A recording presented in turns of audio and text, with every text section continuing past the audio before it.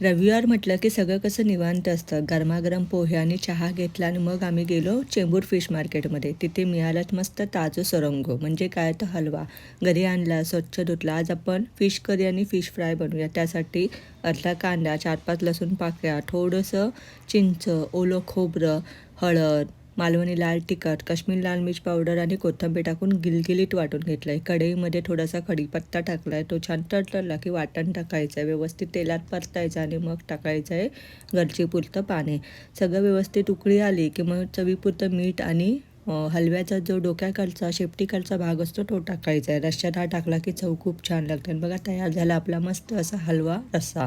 आता आपण fish fry करूया. त्यासाठी मधले भाग घेतले आहे. त्याला हळद, आगळ, मीठ आणि मालवणी लाल तिखट लावून मॅरिनेशन करायला ठेवलं होतं. आता रवा आणि त्या तांदळाच्या पिठामध्ये मस्त घोळून फ्राय करायचे. चला पटकन लाईक करा.